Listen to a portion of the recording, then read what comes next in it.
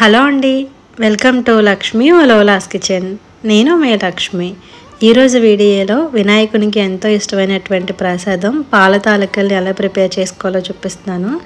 అది కూడా తడిబియ్య పిండితో కాకుండా పొడిబియ్య పిండితోనమాట. ఇలా చేసుకుంటే చాలా బాగా వస్తుంది.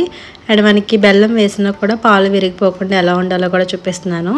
మరి ఎలా చేయాలో చూసే ముందుగా అయితే ఒక్కసారి వీడియోకి లైక్ చేసేయండి. సో స్టార్ట్ చేసేద్దాం. ఈ పాల తాలికలు చేసుకోవడం కోసం ముందుగా స్టవ్ పై ప్యాన్ పెట్టేసుకుని 1.5 కప్పుల వరకు వాటర్ యాడ్ చేసుకోవాలి. వాటర్ వేసిన తర్వాత ఒక చిటికెడంతా సాల్ట్ యాడ్ చేసుకోవాలి. ఎంత స్వీట్ అయినా కూడా సాల్ట్ వేసుకుంటే దాని రుచి ఇంకా పెరుగుతుంది. అలాగే మనకి తాలికలు కొంచెం తీయగా ఉండడం కోసం ఒక 2 టీ స్పూన్ల వరకు షుగర్ యాడ్ చేసుకుంటున్నాను. లేదంటే బెల్లం కూడా వేసుకోవచ్చు. కొంతమంది ఏంటి ఏమీ వేసుకోరు, మీకు ఇష్టం ఉంటే వేసుకోవచ్చు, లేదంటే లేదు. అలాగే ఒక 1 టీ స్పూన్ గీ కూడా వేసుకొని హై ఫ్లేమ్లో ఉంచి వాటర్ని మరిగించుకోవాలి. వాటర్ మరుగుతున్నప్పుడు వాటర్ తీసుకున్న కప్పుతో 1 కప్పు పొడి బియ్య పిండి అండి. ఇది బియ్యాన్ని కడిగి ఆరబెట్టి ఆడించుకున్న పిండి.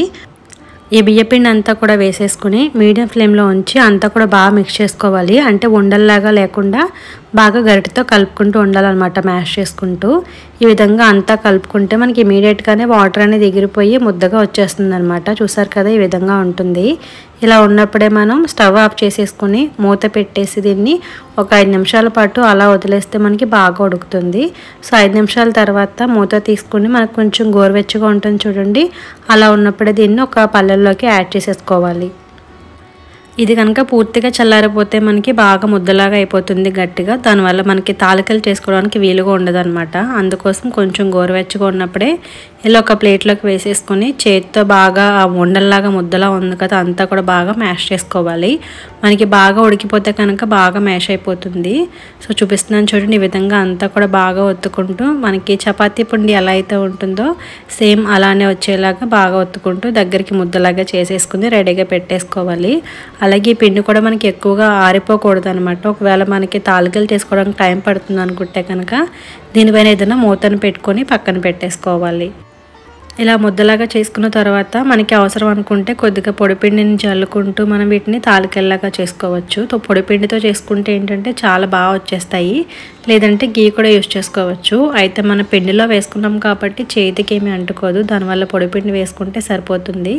సో మనం ఈ తాలికల్ని కొంచెం సన్నగా పొడవుగా చేసుకుంటే బాగుంటుంది అనమాట. తాలికలు పాయసానికి హారదేనే చేస్తారు మా సైడు. దానికి ఏంటంటే వీటినే కొంచెం లావుగా చేసుకుంటాం అనమాట. సో ఇక్కడ చూపిస్తున్న విధంగా మనకి తాలికలన్నీ కూడా ప్రిపేర్ చేసుకోవాలి. అలాగే నేను ఇక్కడ తాలికలతో పాటుగా కొంచెం పిండితో ఉండ్రాల్లా కూడా చేసుకుంటున్నాను. అంటే మరీ పెద్దవి కాకుండా చిన్న చిన్న ఉండ్రాలు ఉంటాయి కదా, అవి కూడా చేసుకుంటున్నాను. అండ్ కొన్ని ఉండ్రాలు కొన్ని తాలికలు వేసుకుంటే బాగుంటుంది. ఇక్కడ చూపిస్తాను చూడండి, ఈ విధంగా చిన్న సైజులో చేసుకుంటే సరిపోతుంది అనమాట. సో మిగతా పిండి అంతా కూడా నేను ఇక్కడ చూపిస్తున్న విధంగా కొన్ని ఉండ్రాలు అలాగే తాలికలు కూడా చేసేసుకున్నాను. తాలికలు సన్నగా చేసుకుంటేనే బాగుంటుంది అనమాట ఈ తాలికలు పాయసానికి. తర్వాత కొంచెం చూపిస్తున్నంత పిండి ముద్దను పక్కన పెట్టుకుని దాన్ని ఒక బౌల్లో వేసి కొంచెం వాటర్ అనేది వేసుకుని ఈ పిండి ముద్ద అంతా కూడా వాటర్లో బాగా కలిసే విధంగా మొత్తం అంతా కూడా బాగా కలిపేసుకోవాలి. సో మీకు ఇక్కడ చూపిస్తున్నాను చూడండి, ఈ విధంగా అంతా కూడా కలుపుకొని పక్కన పెట్టేసుకోవాలి. ఇప్పుడైతే స్టవ్ పై ప్యాన్ పెట్టేసుకొని మనం ఏ కప్పుతో అయితే బియ్య పిండి తీసుకున్నామో అదే కప్పుతో ఒక 1 కప్ వరకు బెల్లం తురుము వేసుకుంటున్నాను. కొంచెం స్వీట్ ఎక్కువ కావాలంటే ఎక్కువ 1/2 కప్పు కూడా యాడ్ చేసుకోవచ్చు. మనం బెల్లం వేసుకున్న తర్వాత మళ్ళీ ఒక 1 కప్ వరకు వాటర్ కూడా వేసుకుని మీడియం ఫ్లేమ్లో ఉంచి బెల్లం అంతా కూడా బాగా కరిగించేసుకోవాలి. బెల్లం బాగా కరిగిన తర్వాత హై ఫ్లేమ్లో ఉంచుకుని ఒక 2-3 నిమిషాల పాటు మరిగించుకోవాలి. మనకి పాకం ఏమీ రావక్కర్లేదు, జస్ట్ బెల్లం కరిగి విధంగా మరిగితే సరిపోతుంది అనమాట. ఇక్కడ చూపిస్తున్నాను చూడండి, ఇలా మరిగిన తర్వాత ఏంటంటే స్టవ్ ఆఫ్ చేసేసుకుని దీన్ని పక్కన పెట్టేసుకోవాలి. ఇప్పుడు మనం తాలికల పాయసం ప్రిపేర్ చేసుకోవడం కోసం స్టవ్ పై వేరే ప్యాన్ పెట్టుకుని ఇందులో ఒక 1 టేబుల్ స్పూన్ వరకు వాటర్ వేసి మరిగించుకోవాలి. వాటర్ మరుగుతున్నప్పుడే మనం బియ్యం అవి తీసుకున్నాం కదా, బియ్యం పిండి అది. సో ఆ కప్పుతోని 4 కప్పులు చిక్కటి పాలు వేసుకుంటున్నాను. ఈ తాలికల పాయసానికైనా సేమియా పాయసం కన్నా కూడా పాలు చిక్కగా ఉంటే చాలా బాగుంటుంది. సో 4 కప్పులు పాలు వేసుకున్న తర్వాత ఒకసారి అడుగంటకుండా మొత్తం అంతా కూడా బాగా మిక్స్ చేసేసుకోవాలి. ఇలా కలుపుకున్న తర్వాత హై ఫ్లేమ్లో ఉంచుకొని పాలని మరిగించుకోవాలి. పాలు ఒక పొంగు వచ్చి మరుగుతున్నప్పుడు ముందుగా నానబెట్టుకున్నానండి సగ్గుబియ్యాన్ని. 1 టేబుల్ స్పూన్ సగ్గుబియ్యాన్ని కడిగి ఒక 10 నిమిషాల పాటు నానబెట్టి ఆ నానిన సగ్గుబియ్యాన్ని పాలల్లో వేసుకోవాలి. ఈ సగ్గుబియ్యం అనేది ఆప్షనల్ అండి, కావాలంటే వేసుకోవచ్చు లేకపోతే లేదు. వేసుకుంటే మాత్రం కొంచెం మనకి జిగుమానంగా ఉండి బాగుంటుంది టేస్ట్ కూడా. సగ్గుబియ్యం వేసిన తర్వాత మనం ఒకసారి అంతా కూడా బాగా మిక్స్ చేసేసుకోవాలి. తర్వాత మనకి మీడియం ఫ్లేమ్లో ఉంచుకుంటే ఉడుకుతూ ఉంటుంది. మనకి నానబెట్టుకున్నాం కాబట్టి చాలా త్వరగా ఉడికిపోతాయి. ఒక 2-3 నిమిషాలకి ఉడికిపోతాయి. సో ఒకసారి చెక్ చేసుకోండి ఉడికాయా లేదా అనేది. ఇక్కడ మనం చేతితో తీసుకుంటే బాగా బత్తగా కుక్ అయిపోతే కనుక సరిపోతుంది, ట్రాన్స్పరెంట్గా వచ్చేస్తాయి అన్నమాట. ఇలా ఉడికిన తర్వాత మనం ముందుగా రెడీ చేసి పెట్టుకున్న ఉండ్రాళ్ళు ఉన్నాయి కదా, వాటితో పాటుగా తాలికలు అన్నీ కూడా వేసేసుకోవాలి. అయితే అన్నీ ఒకే చోట కాకుండా ప్యాన్ అంతా కూడా మనం విధంగా స్ప్రెడ్ చేసుకుంటూ ఈ తాలికల్ని వేసుకోవాలి. ఇలా అన్నీ కూడా తాలికలు వేసుకున్న తర్వాత గరిటెతో మరీ ఓవర్గా కాకుండా అడిగిన జస్ట్ నేను చూపిస్తున్నాను చూడండి, ఆ విధంగా ఒకసారి కలుపుకుంటే సరిపోతుంది. అంటే ఒకదానికొకటి అంటుకోకుండా ఒకసారి ఈ విధంగా మిక్స్ చేసేసుకోవాలి. తర్వాత మీడియం ఫ్లేమ్లో ఉంచుకొని 4-5 నిమిషాల పాటు ఉడికించుకుంటే మనకి బాగా ఉడుకుతాయి అన్నమాట. చూసారు కదా, మనకి బాగా ఉడికి ఆ పాలపైన మేగడ కూడా మనకి మళ్ళీ సపరేట్గా వచ్చేస్తుంది. దాన్ని పాలల్లో కలుపుకుంటూ అండ్ మెల్లిగా కలుపుకుంటూ ఉంటే మనకి బాగా వస్తుంది అనమాట. ఈ తాలికలన్నీ కూడా బాగా ఉడికిపోయి మనకి పాయసం కూడా కొంచెం చిక్కబడుతుంది. ఒకసారి మన ఒక తాలిక కానీ ఉండ్రం కానీ తీసుకుని చెక్ చేసుకోండి మనకు ఉడికిందా లేదా అనేది. సో చూసారు కదా, చాలా బాగా ఉడికిపోయింది అనమాట.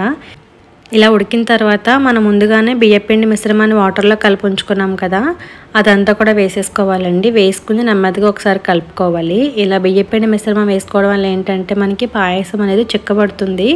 అలా తిక్కుగా ఉంటే చాలా బాగుంటుంది అనమాట.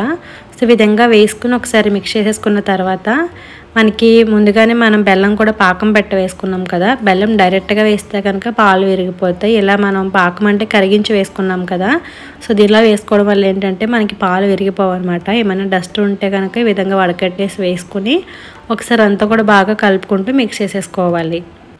సో మనం కరిగించుకున్న బెల్లం అంతా కూడా వేసుకున్న తర్వాత 1-2 నిమిషాల పాటు మీడియం ఫ్లేమ్లో ఉంచుందని ఉడికించుకోవాలి. అలా ఉడికిన తర్వాత ఒక 1/2 టీ స్పూన్ వరకు ఇలాచీ పౌడర్ కూడా వేసుకుని ఒకసారి అంతా కూడా కలుపుకొని మిక్స్ చేసేసుకుంటే కనుక మనకి పాల తాలికల పాయసం అనేది రెడీ అయిపోతుంది. పాలు విరిగిపోకుండా తిక్కుగా వచ్చి చాలా బాగా వస్తుంది అనమాట. సో ఇక్కడ చూపిస్తున్నాను చూడండి, ఈ విధంగా అంతా మిక్స్ చేసేసుకున్న తర్వాత స్టవ్ ఆఫ్ చేసేసుకుని కొద్దిగా గీలో మనం జీడిపప్పు కూడా వేయించి వేసుకోవచ్చు. ఆ క్లిప్పింగ్ మిస్ అయిపోయిందండి. ఇక్కడ నేనైతే వేయించుకున్న జీడిపప్పు వేసి కలుపుకుంటున్నాను. అయితే చూస్తారు కదా, మనం ముందుగా కొంచెం పలచగా ఉండగానే స్టవ్ ఆఫ్ చేసుకున్నాం. చల్లారేపాటికి ఈ విధంగా మనకి తిక్కుగా వచ్చేస్తుంది అనమాట. అందుకే బియ్యపిండి మిశ్రమం వేసుకున్నాము. సో ఇలా మనకి రెడీ చేసుకున్న తర్వాత చక్కగా అయితే బౌల్లోకి తీసేసుకుని స్వామివారికి నైవేద్యం సమర్పించవచ్చు. సో వచ్చే వినాయక చవితికి మీరు కూడా ఈ విధంగా ట్రై చేయండి. అలాగే మీకు ఎలా వచ్చిందో కూడా కామెంట్ చేయడం మర్చిపోకండి. మరి ఈ వీడియో కనుక మీకు నచ్చితే please like, share and subscribe to Lakshmi ఒలోలాస్ kitchen. Thank you for watching.